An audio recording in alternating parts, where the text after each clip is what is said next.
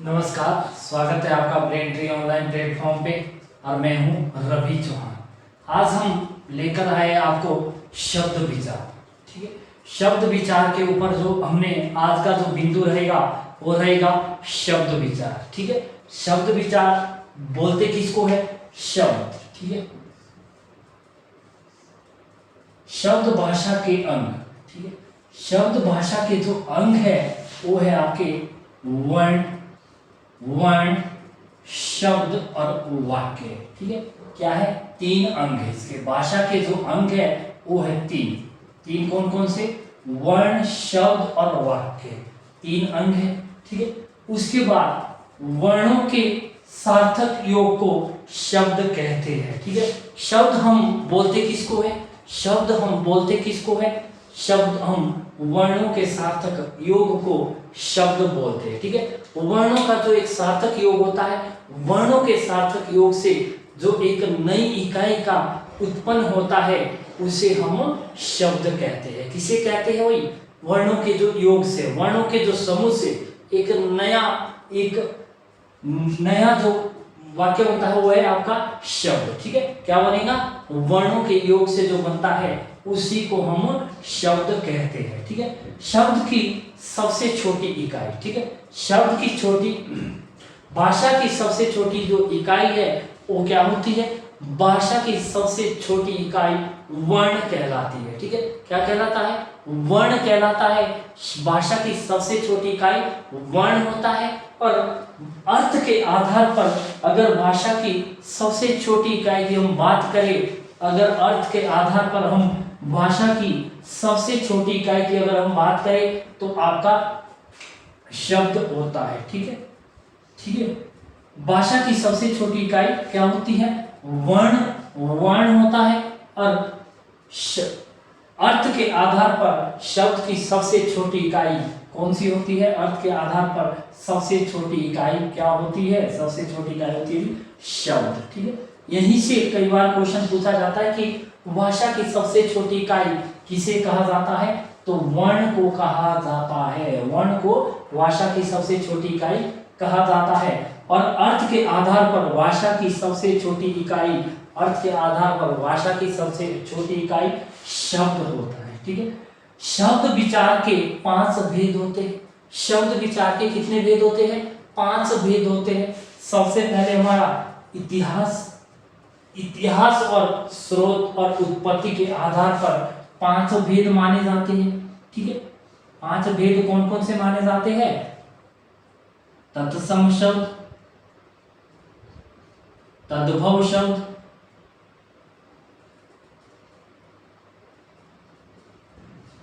देशज, विदेशज और संकर। ठीक है, कितने माने जाते हैं? 5। उसके बाद आ जाते हैं हम रचना और बनावट के आधार पर। रचना और बनावट के आधार पर शब्द विचार के 3 भेद माने जाते हैं। सबसे पहले हमने देखा तत्सम, तद्भव, देशज, विदेशज और संकर शब्द। ये किसके आधार पे है? ये है आपके स्रोत और इतिहास के आधार पर। ठीक है, उसके बाद आते हम रचना और बनावट के आधार पर। रचना और बनावट के आधार पर शब्द के 3 भेद माने जाते हैं।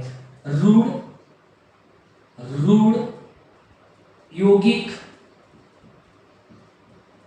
और योग रूढ़। ठीक है, कितने माने जाते हैं? 3। कौन कौन से? रूढ़, यौगिक और योग रूढ़। कौन कौन से माने जाते हैं? रूढ़, यौगिक और योग रूढ़। रचना और बनावट के आधार पर ही माने जाते हैं।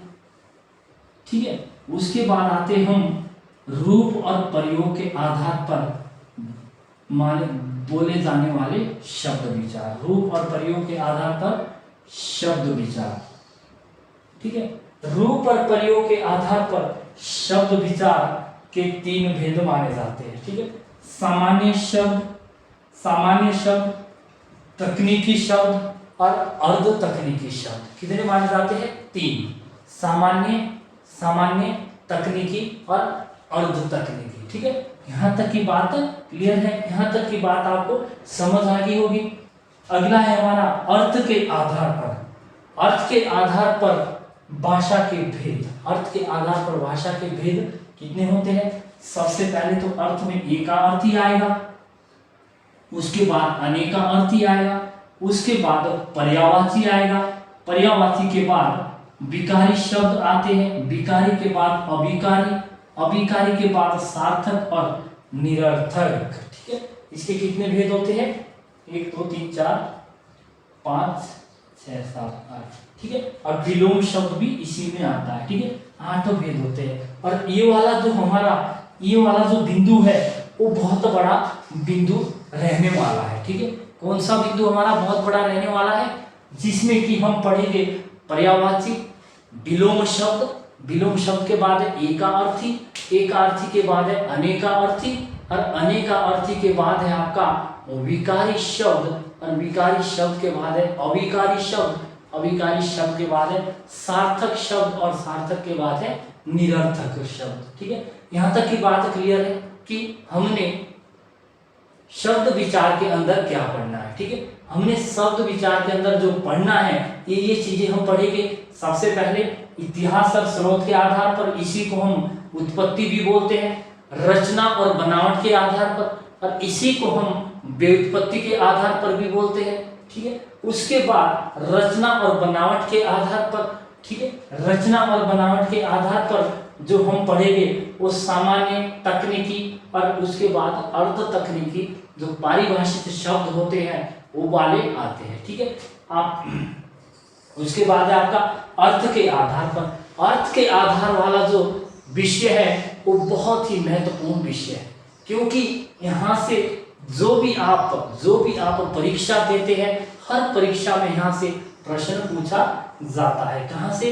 अर्थ के आधार पर, क्योंकि इसमें हमने एकार्थी, अनेकार्थी, पर्यायवाची, विलोम शब्द, और विलोम शब्द के बाद अविकारी और विकारी शब्द और सार्थक और निरर्थक पढ़ना है। और ये वाला जो बिंदु है ये बहुत ही महत्वपूर्ण परीक्षा के लिए अगर आपने पढ़ना है तो परीक्षा के लिए बहुत ही महत्वपूर्ण बिंदु हमारा ये वाला रहने वाला है। ठीक है, क्योंकि यहाँ से आपके मतलब प्रश्न बहुत सारे पूछे जाते हैं किसमें? परीक्षा में। ठीक है, तो आपने ध्यान देना है। 5 चीजें हम पढ़ेंगे इसके अंदर। सबसे पहले हम पढ़ेंगे इतिहास और स्रोत के आधार पर, और उत्पत्ति भी इसी को बोलते हैं। एक तो इसे क्या बोलते हैं? इतिहास बोलते हैं, और दूसरा स्रोत बोलते हैं, और तीसरा उत्पत्ति के आधार पर। आपने सस्पेंस में मतलब आपने हड़बड़ाना नहीं है, क्योंकि इतिहास भी इसी को बोलते हैं, स्रोत भी इसी को बोलते हैं, और उत्पत्ति भी इसी को बोलते हैं। ठीक है, उसके बाद हमने रचना और बनावट को व्युत्पत्ति भी कहा जाता है। ठीक है, व्युत्पत्ति के आधार पर हम कितने पढ़ेंगे? 3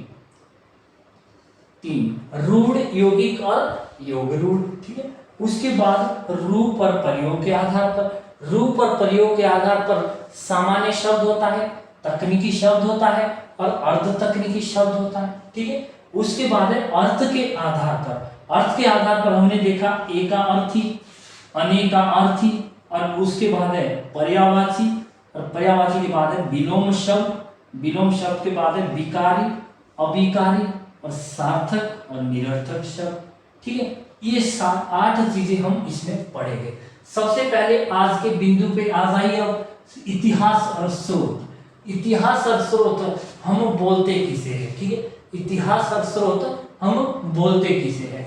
सबसे पहले इतिहास और स्रोत के अंदर हम पढ़ेंगे तत्सम शब्द, उसके बाद तद्भव शब्द, तद्भव शब्द के बाद देशज शब्द, और देशज शब्द के बाद है विदेशज शब्द, और विदेशज के बाद है संकर शब्द। ये 5 जो बिंदु है हमारे वो हम इसी तत्सम शब्द के अंदर पढ़ेंगे। किसके अंदर पढ़ेंगे जी? तत्सम शब्द के अंदर पढ़ेंगे, जो हमारे 5 बिंदु है। तत्सम शब्द, तद्भव शब्द, देशज शब्द, विदेशज शब्द और संकर शब्द। ये वाले बिंदु हम किसके अंदर पढ़ने वाले हैं? ये वाले बिंदु हम पढ़ने वाले हैं इतिहास और स्रोत के अंदर। ठीक है, इतिहास और स्रोत के अंदर। और इसी को मैंने उत्पत्ति भी कहा था। उत्पत्ति के आधार पर शब्द के कितने प्रकार होते हैं। कई बार यहीं से प्रश्न आपसे पूछा जाता है परीक्षा में कि इतिहास और स्रोत के आधार पर या इतिहास के आधार पर शब्द विचार के कितने प्रकार है। तो आपने ध्यान देना है कि 5 है, ठीक है। स्रोत के आधार पर पूछे जाएंगे फिर भी 5 है, ठीक है। उत्पत्ति के आधार पर, उत्पत्ति के आधार पर भी 5 है, ठीक है। इतनी बात ध्यान में लेनी आपने कि जो आपका इतिहास है वो भी यही चीज है, स्रोत भी यही चीज है, और उत्पत्ति भी किन शब्दों की सबसे पहले उत्पत्ति हुई थी ये भी आपका किसमें आता है, इतिहास और स्रोत में ही आता है, ठीक है। यहां तक की बात आपको समझ आ गई होगी कि तत्सम शब्द, तद्भव शब्द, देशज शब्द, विदेशज शब्द और संकर शब्द, इनको हम इतिहास के अंदर पढ़ेंगे, ठीक है। किसके अंदर पढ़ेंगे, इतिहास के अंदर। सबसे पहले आज के बिंदु पे आ जाइए। अब तत्सम शब्द, आज का जो बिंदु है वो बहुत ही रुचिपूर्ण रहने वाला है, क्योंकि हम आज तत्सम शब्द पढ़ रहे हैं। क्या पढ़ रहे हैं, तत्सम शब्द पढ़ रहे हैं, ठीक है। इसके बाद सबसे पहले आपने तत्सम शब्द की परिभाषा देखनी है। सबसे पहले आपने क्या करना है, तत्सम शब्द की परिभाषा पढ़नी है। संस्कृत के वह शब्द, संस्कृत के वह शब्द जो हिंदी भाषा में ज्यों के त्यों प्रयुक्त हुए हैं, ठीक है। इतनी बात आपने समझनी है कि ज्यों के त्यों प्रयुक्त हुए हैं, ठीक है, उन्हें तत्सम शब्द कहा जाता है। क्या कहा जाता है, तत्सम शब्द कहा जाता है, ठीक है। यहीं पे इसका दूसरा एक रूप जो बताया जाता है, अर्थ मूल भाषा के वह शब्द जो बिना रूप परिवर्तन, वह शब्द जो बिना रूप परिवर्तन हिंदी में प्रयुक्त हुए हैं, उन्हें क्या कहा जाता है, तत्सम शब्द कहा जाता है, ठीक है। सबसे पहले तो हमने आपको बताया कि संस्कृत के वह शब्द जो हिंदी भाषा में ज्यों के त्यों प्रयुक्त हुए हैं। ज्यों के त्यों का कहने का मतलब है कि जो हुए तो संस्कृत से प्रयुक्त है, लेकिन आज भी उन शब्दों को उसी प्रकार से बोला जाता है, उसी तरीके से बोला जाता है। किसको भाई, जो तत्सम शब्द है, जो संस्कृत से प्रयुक्त तो हिंदी में हुए हैं, लेकिन आज भी उन्हें उसी प्रकार से बोला जाता है जिस प्रकार से संस्कृत में बोला जाता था, ठीक है। उसके बाद जो हमने ये पढ़ा, अर्थ मूल भाषा के वह शब्द बिना रूप परिवर्तन हिंदी में प्रयुक्त हुए हैं, उन्हें क्या कहा जाता है, उन्हें कहा जाता है तत्सम शब्द। यहाँ पे भी कहने का मतलब यही है, ठीक है, कि जो शब्द संस्कृत से हिंदी भाषा में प्रयुक्त हुए हैं और आज भी उन्हें क्या है, उसी तरीके से उच्चारित किया जाता है या उसी तरीके से बोला जाता है, उन्हें क्या कहा जाता है, उन्हें कहा जाता है तत्सम शब्द। उन्हें तत्सम शब्द कहा जाता है। जैसे कि तत्सम शब्द कहा जाता है, ठीक है। जैसे कि यहाँ पे मैंने आपको बताया है अश्रु, ठीक है। अश्रु किसका शब्द है, अश्रु है आपका तत्सम शब्द, संस्कृत का शब्द है, और जब ये प्रयुक्त होगा तो आंसू बताया जाएगा इसको, ठीक है। और इसी प्रकार से अक्षी मैंने बताया, अक्षी का अर्थ होता है आंख, अग्नि, आग। इतनी बात आपने ध्यान में रखनी है, जहां पे संयुक्त अक्षर से बना कोई शब्द होगा, संयुक्त अक्षर हम किसे बोलते हैं भाई, अक्षर, त्र, श्र और ज्ञ, ठीक है। अक्षर, त्र, श्र और ज्ञ, ये क्या है, ये आपके संयुक्त अक्षर है। संयुक्त अक्षर से जहां पे बना कोई शब्द होगा उसे हम क्या कहते हैं, उसे हम कहते हैं तत्सम शब्द, ठीक है। यहाँ पे भी आपको देखने के लिए मिल रहा होगा अश्रु, आंसू, ठीक है। उसके बाद अक्षी में भी क्या है, संयुक्त अक्षर लगा है, अग्नि, ठीक है। जहां पे, या फिर यूं कहें तो जहां पे जिस शब्द में बोलने में थोड़ा, उच्चारण में थोड़ा समय अधिक लग रहा है, ज्यादा लग रहा है, उसे हम क्या कहते हैं, तत्सम शब्द कहते हैं, ठीक है। इतनी बात आपको समझ आ गई होगी। यहाँ पे मैंने एक चीज लिखी है, ठीक है, अनुस्वारिक, अनुनासिक। अनुनासिक चिन्ह हम किसको बोलते हैं? अनुनासिक चिन्ह ये वाला होता है, ठीक है। अनुनासिक चिन्ह जहां पे लगा हुआ होगा, जहां पे अनुनासिक चिन्ह लगा हुआ होगा ना, वहां पे कभी भी तत्सम शब्द नहीं होगा। ओ वाला तत्सम शब्द आपको नहीं बताया जाएगा और नहीं होगा वो, इतनी बात आपने ध्यान में रखनी। लेकिन उसी का अगर अनुस्वार चिन्ह आपसे पूछा जाए, अगर किसी वाक्य में अनुस्वार चिन्ह लगा है, मात्र बिंदी को हम अनुस्वार चिन्ह बोलते हैं, ये वाला, ठीक है। ये तो होता है अनुनासिक और ये होता है अनुस्वार, ठीक है। जहां पे अनुस्वार चिन्ह आपको देखने के लिए मिले वो हमेशा कैसा होता है? वो हमेशा तत्सम शब्द होता है, ठीक है। अनुनासिक चिन्ह देखने के लिए मिले किसी भी वाक्य में तो वो कैसा होगा भाई? वो होगा आपका तत्सम शब्द। लेकिन अगर अनुनासिक चिन्ह आपको देखने के लिए मिलेगा तो वो वाला शब्द कैसा होगा? वो वाला शब्द होगा तत्सम शब्द, ठीक है। वहीं पे अगर आपको देखने के लिए अनुनासिक मिल रहा है तो आपका कौन सा शब्द होगा? वो होगा आपका तत्सम शब्द। उसी प्रकार से जो ड और ड इन ध्वनियों से अगर बना कोई वाक्य होगा तो वो कभी भी क्या है? तत्सम शब्द नहीं हो सकता, क्योंकि ये वाली जो ध्वनियां हैं, ये वाली ध्वनियां हिंदी भाषा ने अपने आप बनाई हैं। ड और ड से अगर कभी भी कोई वाक्य आपको देखने के लिए मिले तो वो कभी भी तत्सम शब्द नहीं हो सकता है, ठीक है। क्या नहीं हो सकता? तत्सम शब्द नहीं हो सकता।